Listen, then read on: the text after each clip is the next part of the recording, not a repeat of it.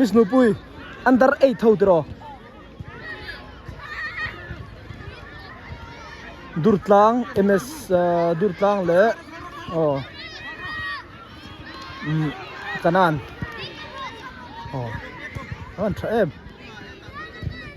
pe ve nak lom mai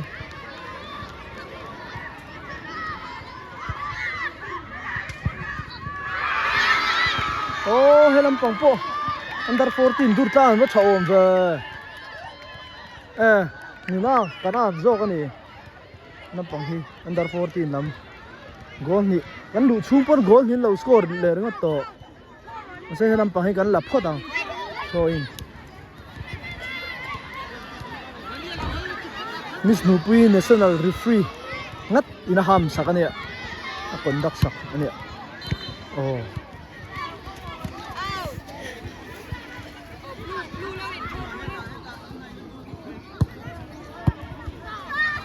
cho thiam ang reng ve an vot chara we under 8 chu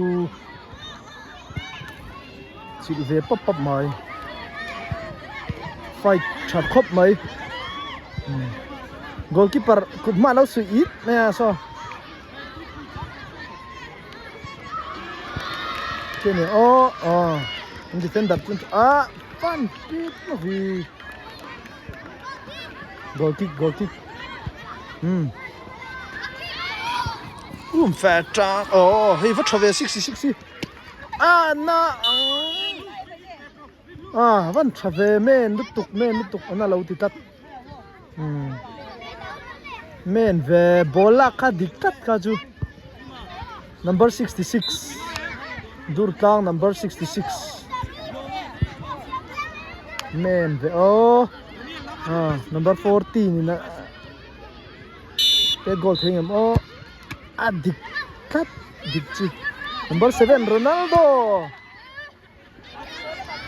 number 4 ball chun ti thei ve che mai abai se an thadai mai under 8 thau hi under 10 hawan mu na manga under 12 hawan mu nam le bonga video cover ni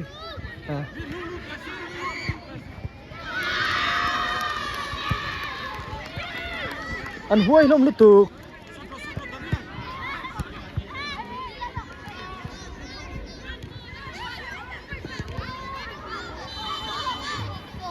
ngar me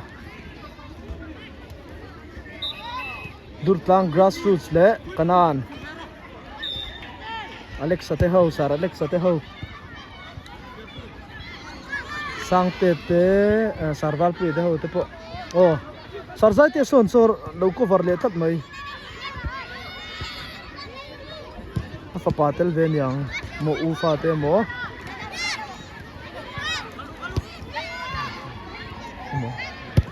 ai like thế tiền cả lấy cover xin ạ đầu lại nên cái đó nó anh thật sự có cái nói mà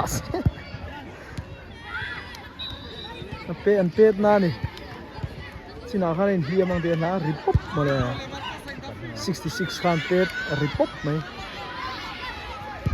nó lâu ha thì là cha sao cái nó under 14 team mà mình xuống tới cái nằm xuống không ấy official là lấy report các phụ huynh cái gì nghe đấy và lên về gì mà cái nó FC under 14 team ami ở xuống tới cái nằm xuống official là lấy report các phụ huynh cái gì nghe đấy bố vẫn thiêm vậy lan về trang làm mấy đi hả là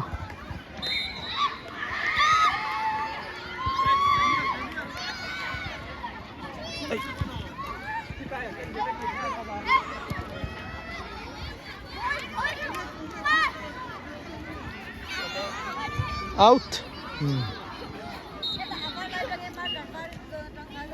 throw in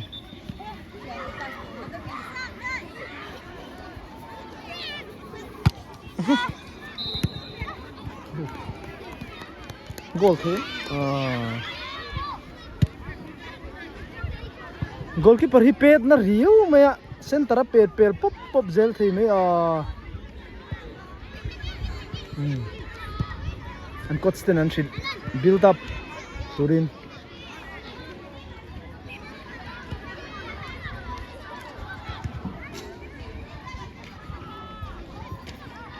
coach henama Alex ni china ron neng lo khomo under 12 có xìa lâu về anh chua anh ông của chua cơ anh tiếc chào đâu mình lẽ cái lâu tiếc ban rồi cái đâu nhỉ chu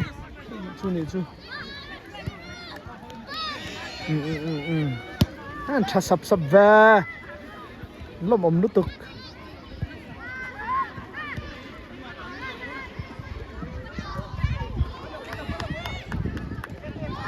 score lệ tất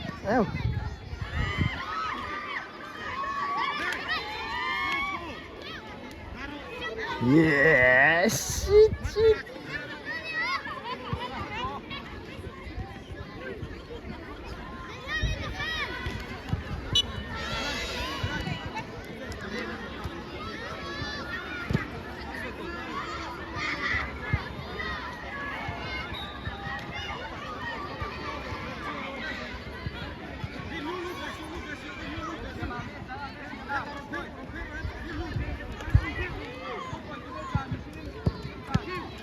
Tuê tel về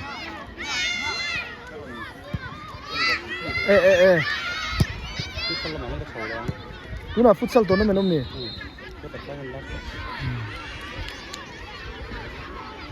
henama sarzai te a dili ana player kam manager 2k player root chua MFA executive committee member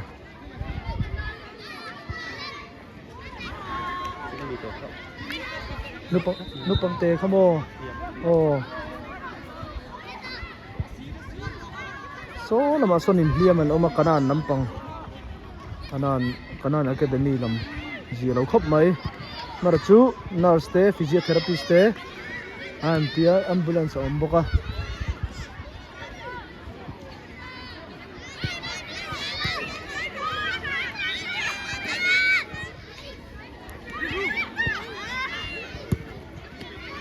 có cái bà mắn bắn nà lết tục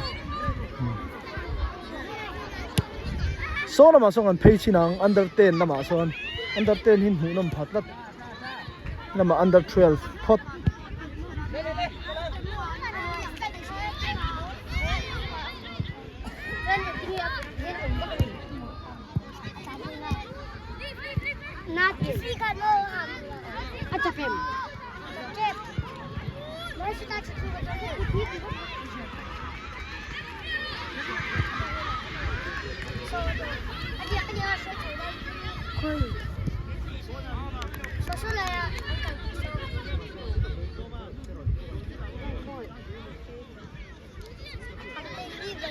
in lut vek tem la lut vek ri lo mo kina chan sana tang lo ndro met som thum pathum min khel don ya tun si zona mo nuam le vi bang tuna match khat na chi ane henama india ma por referee chalutuk mo kan national referee nei that zingami ko than sangi football thiam bok ani ha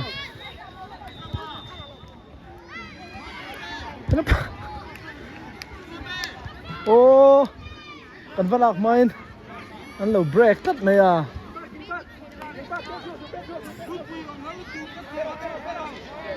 valpuya niam ni lo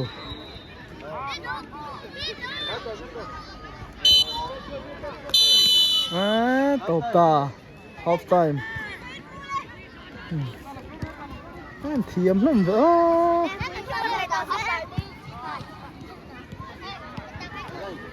in chào tụi em nó chào lâu rồi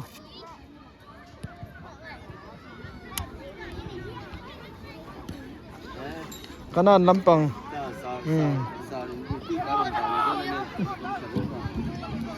in vẫn thiam em về goal lên ra nên tổ tu nào khan 2-1 mo 2-0 mo thật thế yes good thật tục ดูดล้างปะอันชักครับไหมอันหมูน้ำดูนให้ลำปางเราเบรกไปเลยบอกว่า half time ให้ลำปางให้กันเอ็นชินาวนินจาตัวนั้นเบรกเลย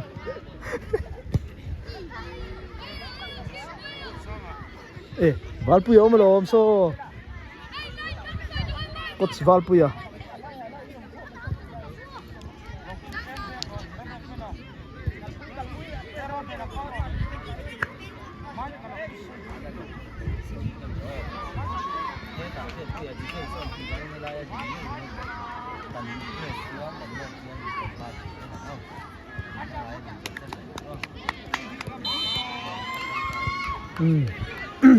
กดสมูมัลตะกินเตียนเอ็นก็แล้วเนี่ยชัดปุยโดนลุตุกสัก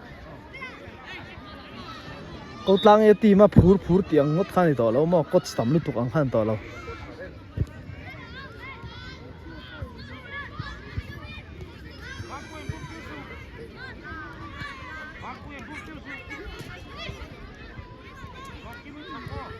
โอ้สุดเลยVuelo, marchando. Vela, mero, Sisa.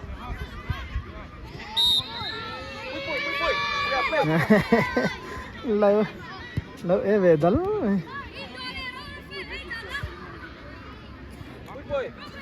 Ra à ngô. Second ball sao? Second ball được ơi. Được ơi, xuôi à, second ball sao đó.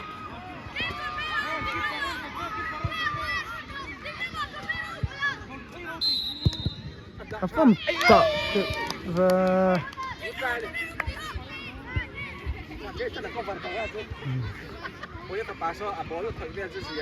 khơi nghe ô thắt đi mò apa forward tani bot pe tu da diksodro anh phải khát mù nam đi, đó lùn pruang à, đó lùn pruang phá pa, anh ấy, apa hi pro pastor, tiếng ta, lava, thế là gì ha, anh ấy cái khel pui trên anh ấy 2002 under 14 à, pro khan can forward, anh ấy, anh striker, anh ấy chứ, có hun lại chân mà. 38 นี่อ๋อลุนพลวงฟ้าป่าสิลันลุนพลวงอ่ะตีตุมา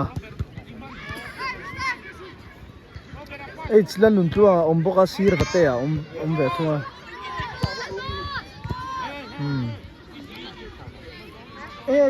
golden moon 2 1น้องมานี่2อามีคิดว่าเขียน under 10 อ่ะ under 8 อ่ะ2 1น้องมานี่นี่เบรเชียทุ่งอ่ะโซดาโอ้ชนะตัว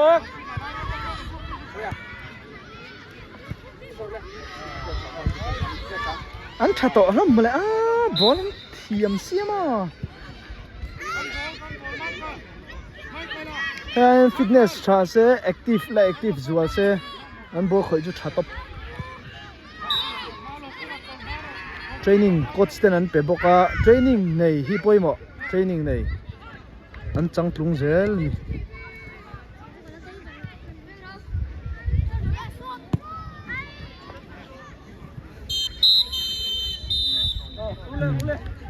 half time first half anh kia dâu chi ạ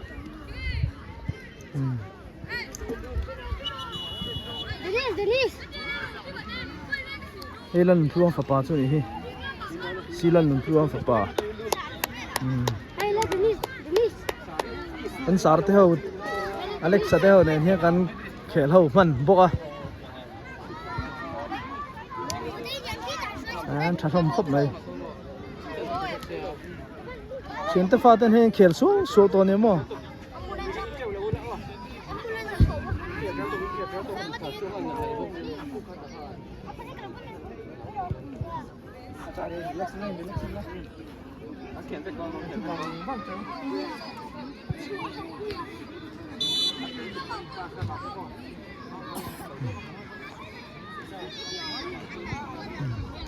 helama sarwal puyan lo shin le char boka half time talk in mang thang em tu anin an la chaka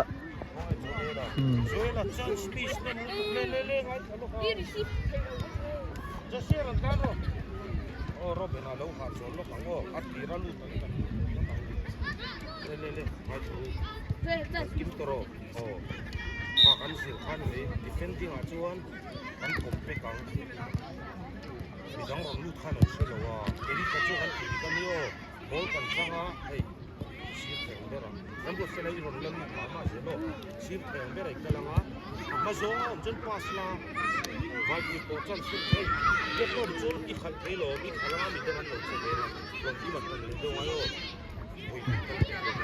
nam pa hian kan cover ve le thunga 3-1 ani so oh Dura hian under 14 a hian 9v9 a thil dang introduce thar timeng thil tharan ron introduce a flat marker an da a chu retreat zone an tia retreat line khami kha enge second nga ball aken kan chuan chumi ma chuanin aneng lo hai ain retreat manangai attacker te goalkeeper in second nga kha akeng thiang big lo tina ni chu boka chu ani na tum chu build up ai pe chu awak wak te kha tiang kha an du to lawa tian richa thu tu te win Spain a ten zuzira tikhan zuzir chianga resource ten le ya chu zuzir chian na chumi chu thil tharan ron chuak an ti done khulama an lo practice na sat to ang si kha ina no pang apon ron apply don chi ver ni an that pui khopang ni la pain tang khop mai ya hi nuam an ti thei khop mai an su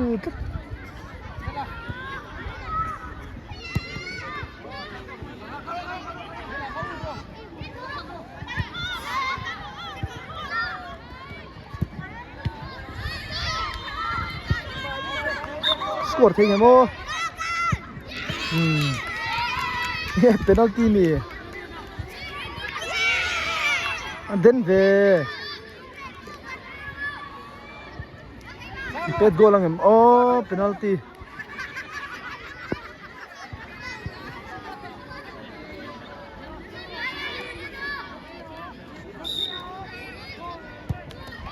goal tat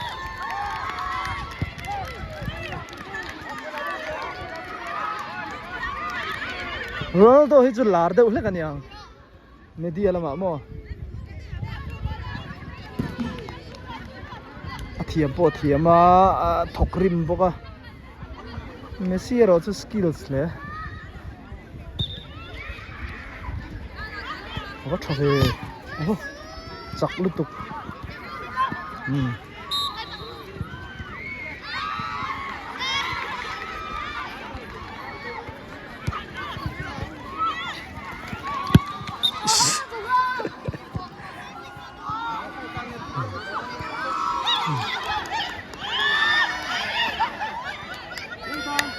như để ba chân trắng la mày chắc mày à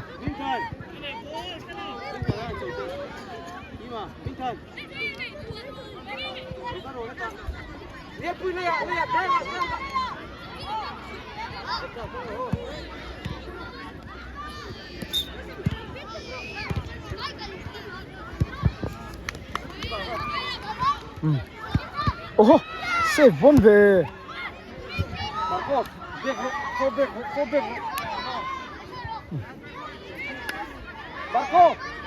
Marco Vino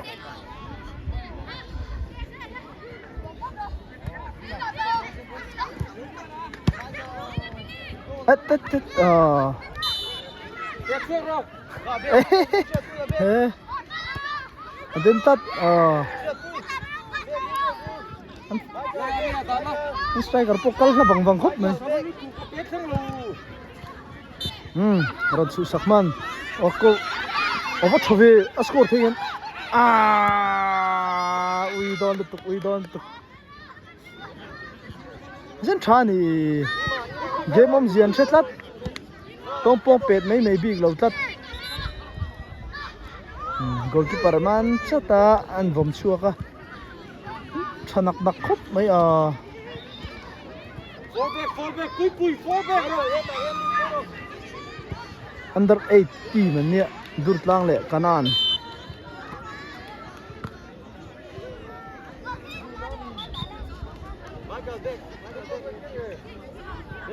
Michael, cái tàu.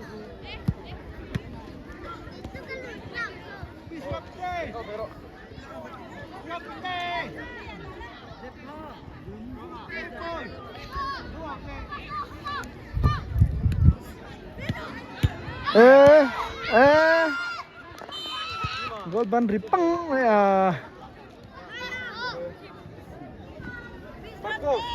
Marco, heta hian numero, heta. tum ul ve khop mai so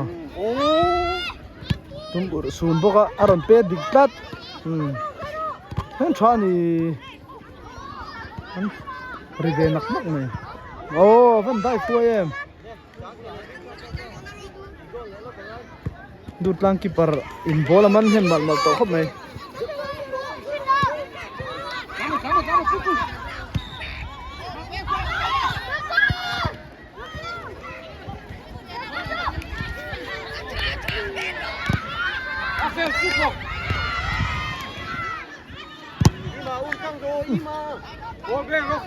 Fallback, ro.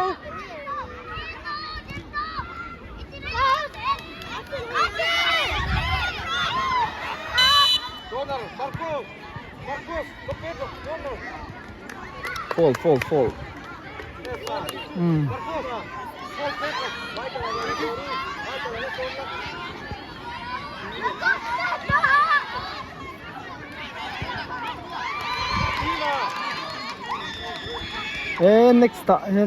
next hian in England khel lo se lo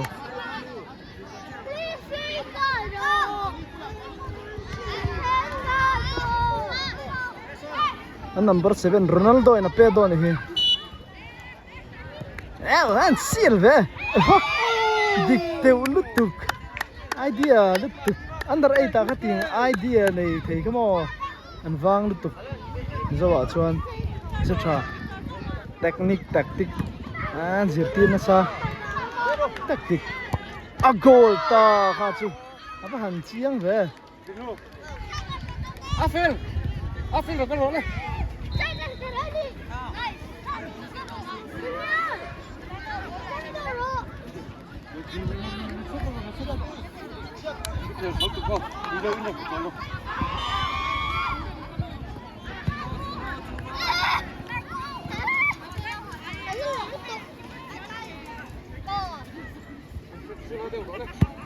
Sial thầy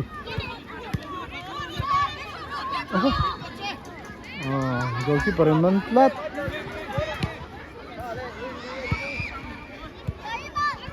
number 2 hit thatlat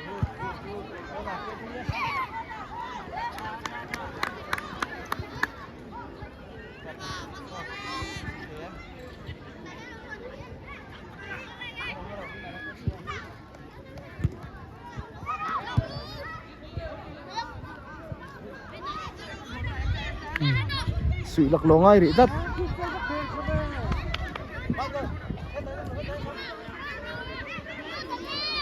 lu ta cheo te ni khap to Khẩn tăng rồi, khẩn tăng rồi.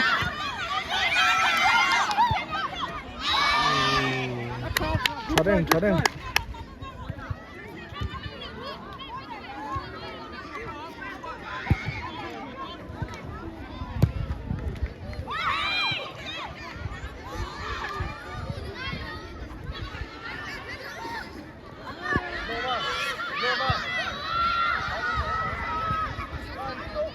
Pui, khẩn tăng rồi.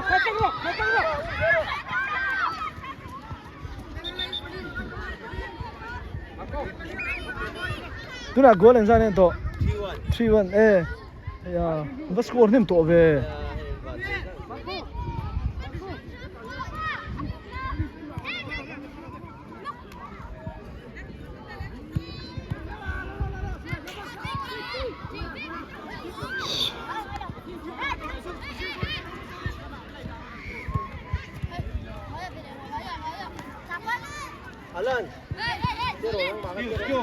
skills. Yes.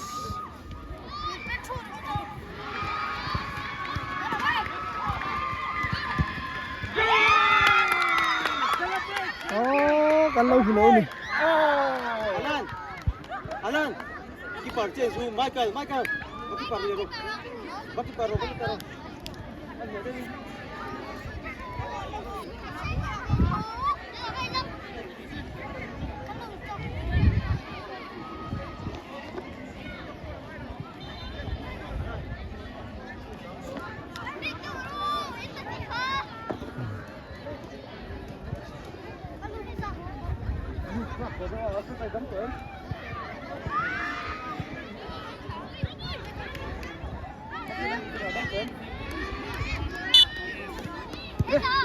Marcos, try. Three two. Về đල් nè. Khoi lo mero. Oh.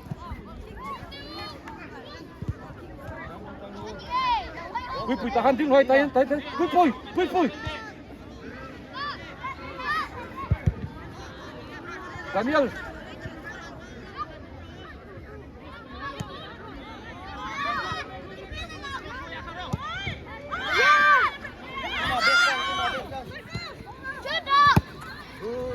Choro, Rilu Choro.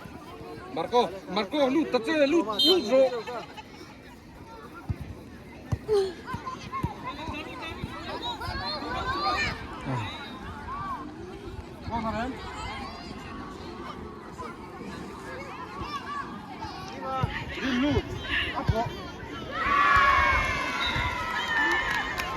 Go lắm bằng hi cần có vật mình thấy nó. Anh muốn làm đủ nữa tụi ca.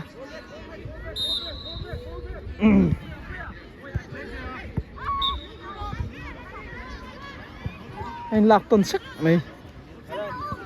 Alan.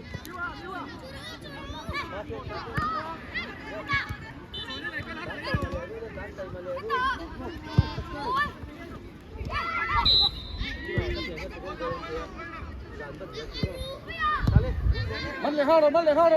Oh. Marco.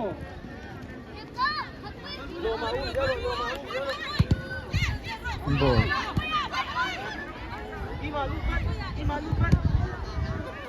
Oh.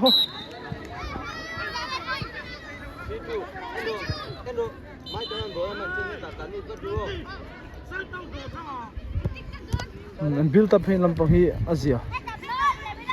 Thế mình sẽ thêm về dual to. Under 10 hơn thì hình. Michael. Karo. Anh muốn làm tụ. Lâu gì cái làm bằng hi. Anh xin nào là tự thật rất là mồ. Goal lệ ta. Iron miss nang pun. Yom to vel chia nó sẽ celebrate live. Dut lam pun an score lệ thang lama. Kulam pang khu under 12 khu. True vel ni tong à.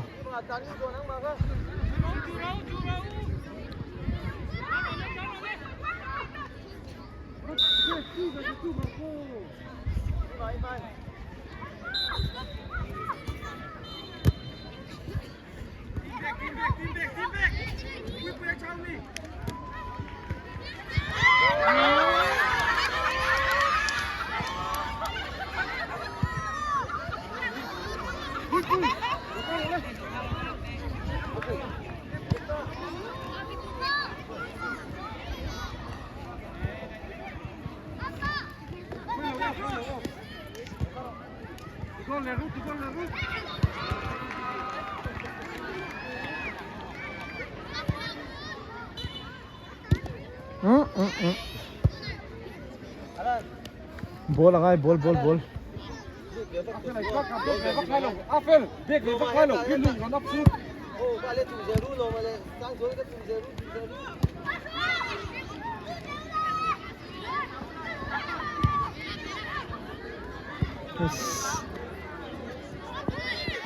Pecho role cái kagi pecho ro.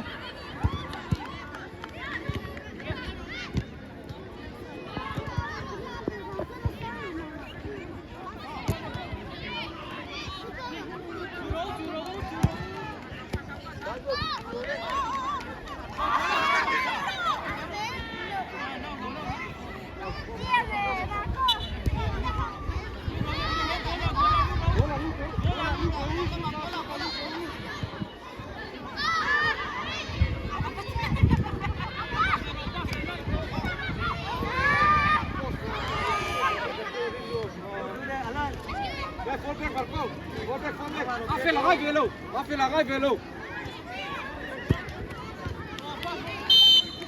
Sắp rồi. Sắp rồi.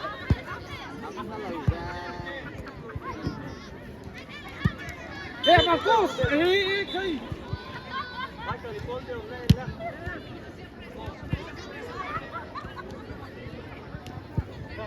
Start nga rồi.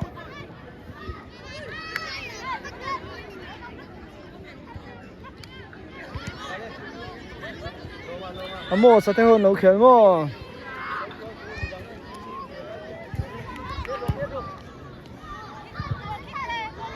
Keeper kick Marco, keeper kick tiro.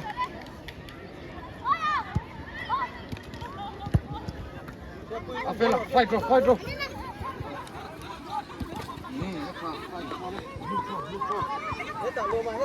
Hey, back, fall back, hey, Lu, fall back. Come on.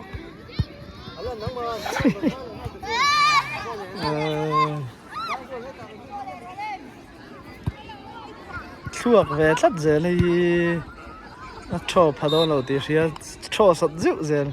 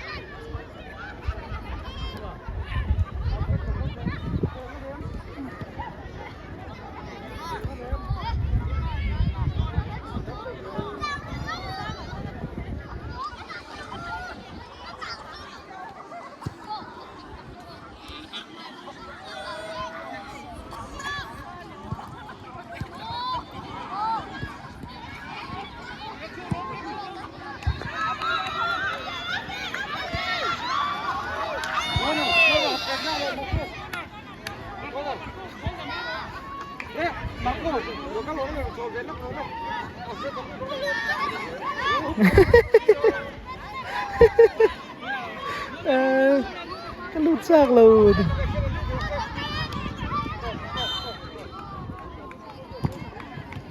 Yes.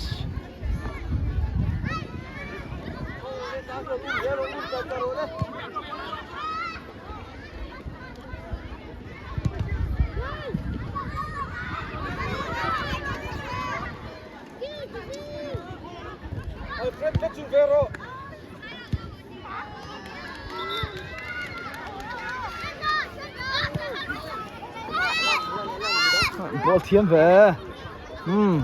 Come on.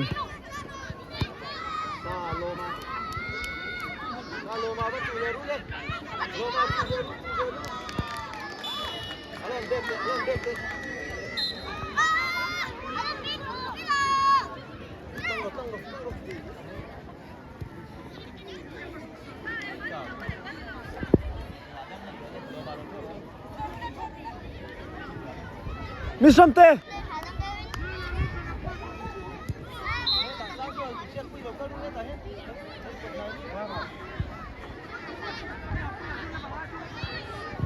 Aban kha ai lâu đó không?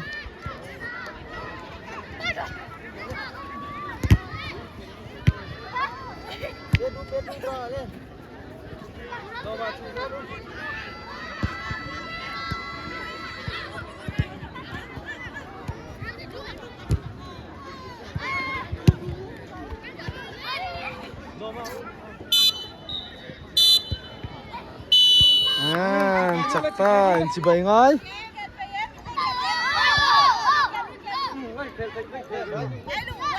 Phải được. Free. Free. Competition lắm lâu.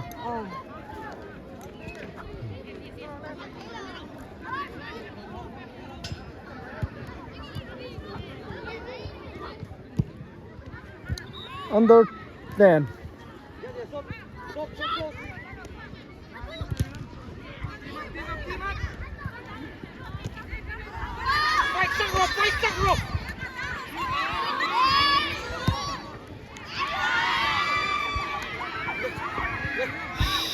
Okay. Pass.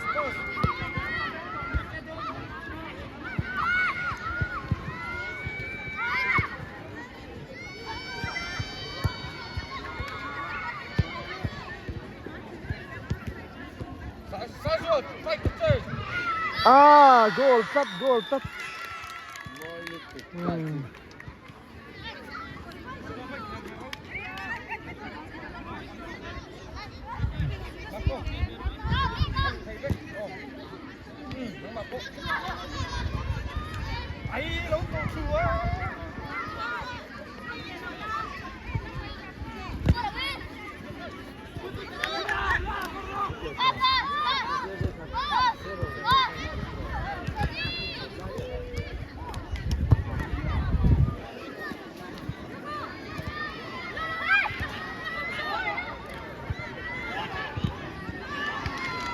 Batlang robot puy.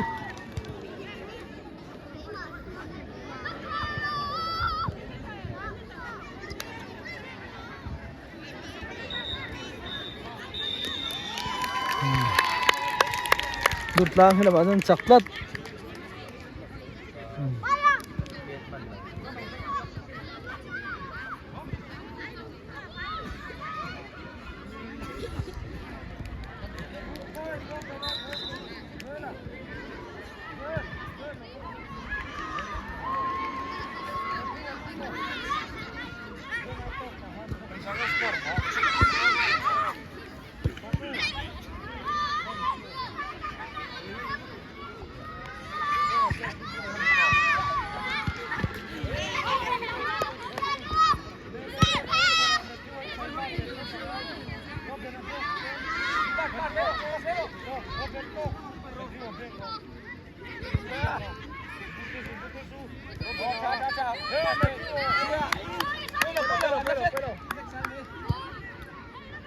Lên mà găng mà, ăn mà làm ăn được. Chưa mấy chỗ mi.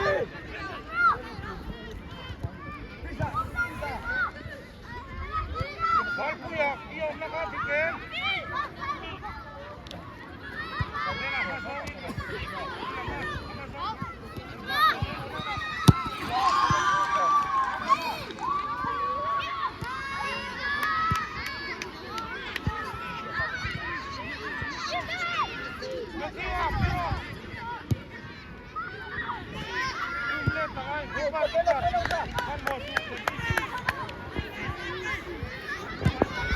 Insan này score to 4-1 na.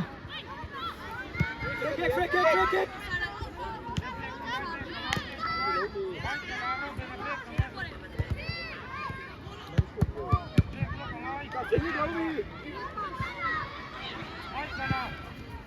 Leo nào.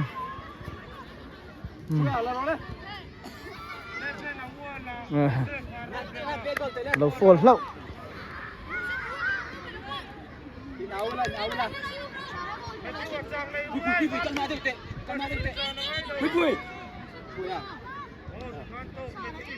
Chân sống thuyền.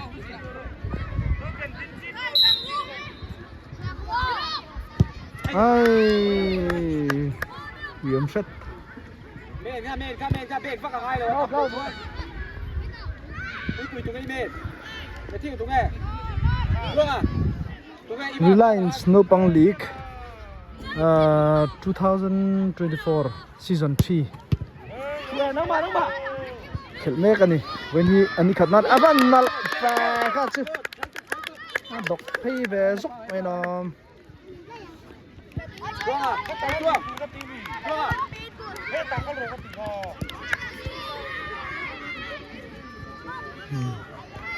error om ve zau ani ha error om ve zau 4-2 Suea. Denis, pesa Perú. Pela.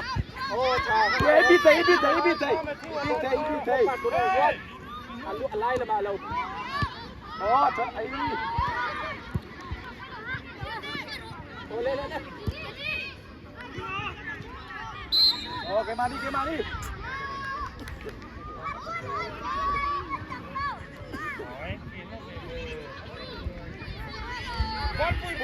Puya. Em đẹp ơi. Gol ạ.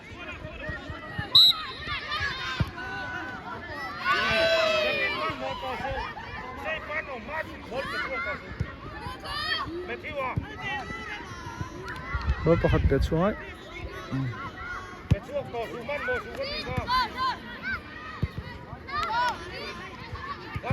retreat zone retreat line oma la hian an in retreat nei ai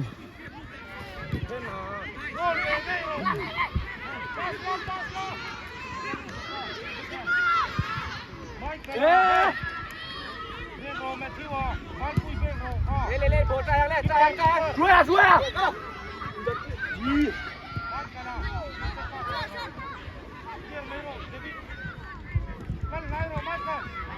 hian in rin nitin tila le school chol sarkar school chola Naupang League chi khel thin ani a kum ni season hian local pui to reliance a hian chuan in hi a season 3 na mang me kani tuna hian kanan le durtlang grassroots te nei khel ni hemi te hi under 12 tuna kani me te hi under 12 ania va nei khop nei Mizoram hi state claim te zinga reliance young champs noya Naupang League khel thei kan ni ve tlat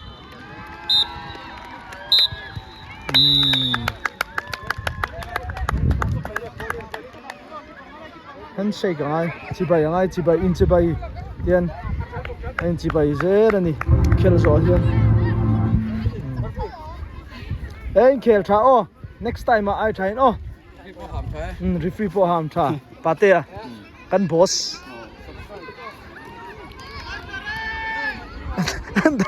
under PCC on sale under 8 an lain khel kham lo dewani china zo to khan nia ei tur te khatiang chi kha tuna hian juice le balha semzel ania ti hian ein khel zo chia han sarwal puya game plan bon thei khap mai a best of the race under 12 champion pui tu khania in van thiam lu tuk in khel tha next po ngai tat tôi mình khá boya tôi mình khá iming lom kima tu na chual fa moi ra khel thei nakuma hian best of the race le thei mo nge champion team a zo ne andro champion team omi chak nge best of the race thế đâu nè mo cô nar pe tu po lo hua mo sa asak ming chu hei lan limpu ya ne nikuma an forward khani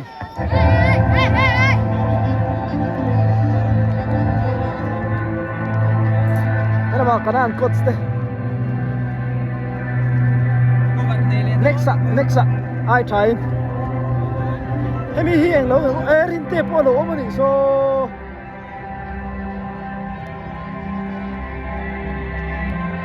New Hof oh sao thấy không mấy và tê à các tôi không ai खेला New Hof à mi dấu trang à yes hi chặt thằng đi bán của bạn po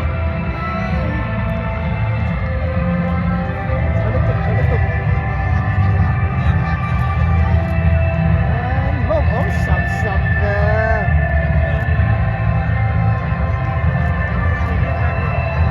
Van Temo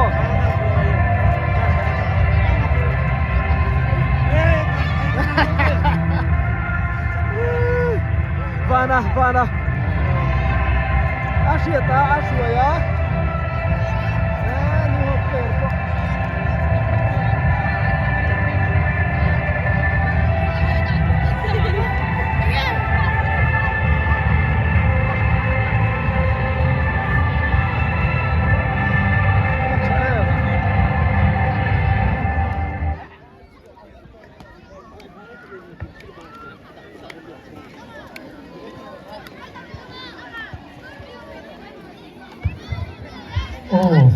New Hope nè, thôi anh ấy under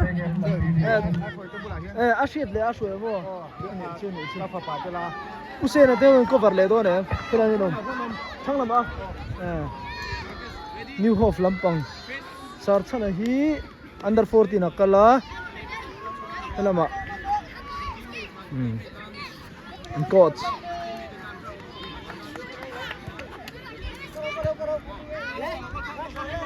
memory hian azong hem tini chuẩn defender đó Jessa Jessa nhớ chuẩn chuẩn New Hope le nghe kha zotang goals chale sap don mai